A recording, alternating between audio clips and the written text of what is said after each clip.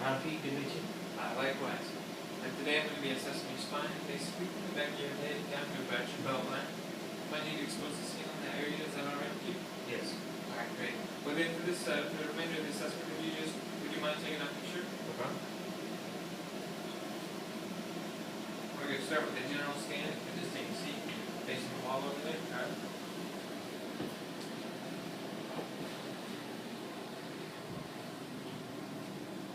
Let's start with the SI joints. I'm on the PSIS.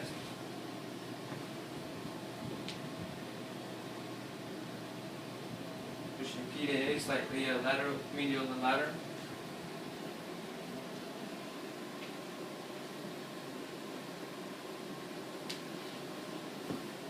Challenge the sacrum.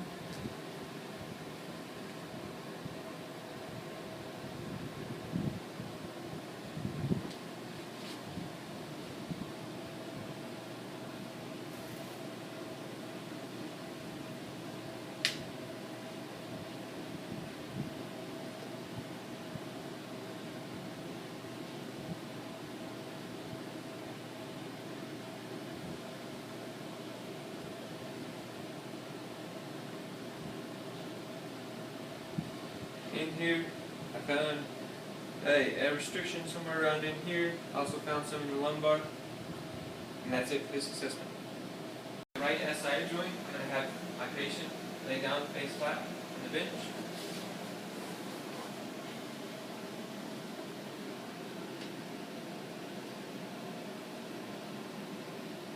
Find the PSIS and place my left hand in the joint line between the sacrum and the ilium. I'm going to reach over with my right hand and I find the ASIS. I'm going to pull slightly lateral to medial and P to A and A to P, feeling for a gliding motion. And the ilium is gliding past the sacrum like it should be, so that's normal joint play. For flexion. For extension,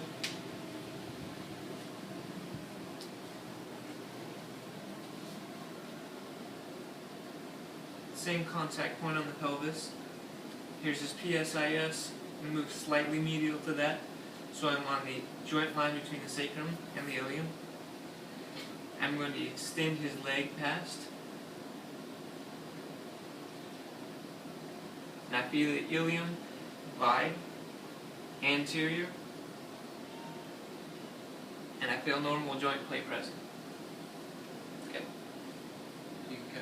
Assessment of the L2, L3 segment. I have my patient seated here.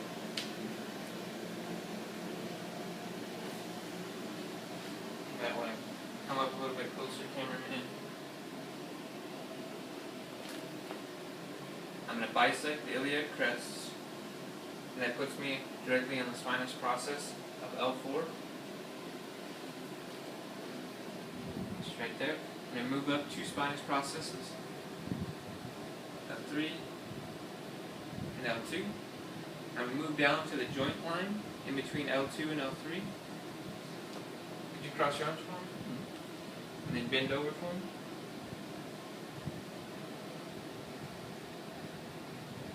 And I'm feeling to see whether this joint space opens or closes. Based on, with flexion, joint space should widen, and extension, joint space should close back again. And in this case it does. The restriction I found was a little bit higher. I think that it was probably at the lumbar thoracic junction. If I can, yeah, you've already got your arms crossed. I'm going to put my thumb just to the lateral aspect of the spinous process on L2, spine on L3. Rotate my patient and push through lateral to medial, feeling for in-play. Felt normal in-play present. Rotate again. Push through. I felt normal in-play again. For lateral bending, I'm going to rest my arm on his shoulder, and I'm going to bend him at this lumbar section and push through, making sure to isolate just lateral bending. I feel normal joint play present. Same thing on the other side. I feel normal joint play present. Okay. To assess the T8, T9 segment, as well as the associated rib pair with T8, I'm going to start by bisecting the inferior border of the scapula. If you'll cross your arms for me, sir. Okay, you can relax them. Inferior border's right there. By directly bisecting those two, puts me on the T7 spinous process. I'm going to move one spinous process inferior to that to the T8 and into the gap between T8 and T9. Can you bend over for me, sir?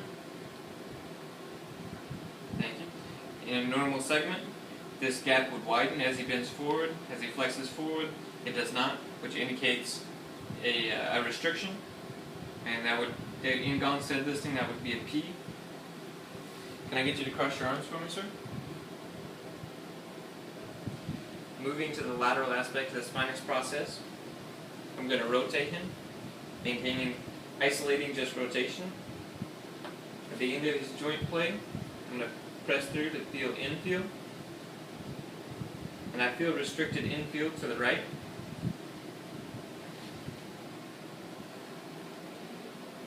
I'm going to move over to the right aspect of the spinous process, rotate him again. And I feel those spinous processes separate to this side. To assess for lateral bending, I'm going to put my armpit on his shoulder. I'm going to bend him at that segment, and I'm going to push through. I feel it bend.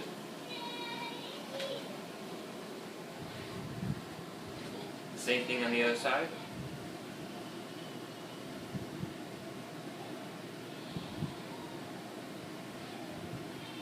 Opens on that side. Doesn't open on that side.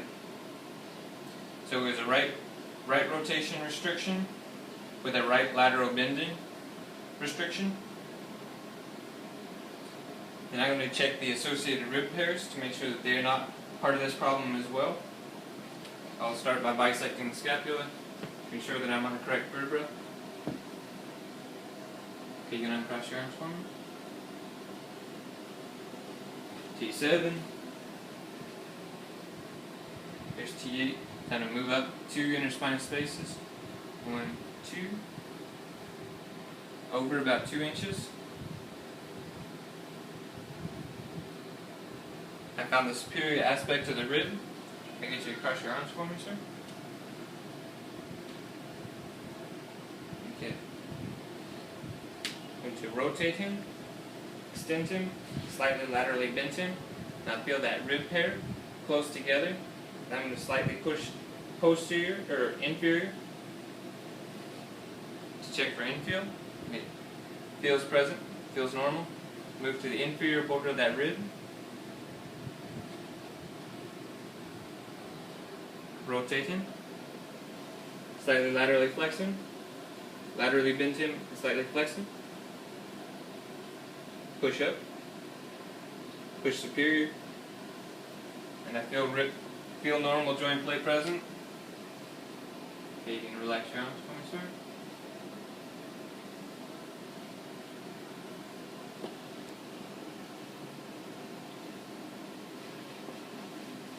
It's T7. So that's T8. Up 2 interspinous spaces.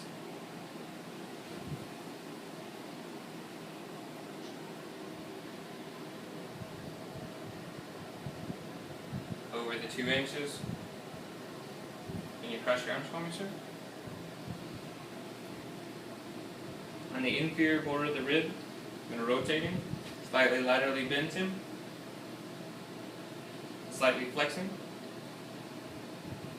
push superiorly. I feel normal joint play present. Move to the superior aspect of the rib.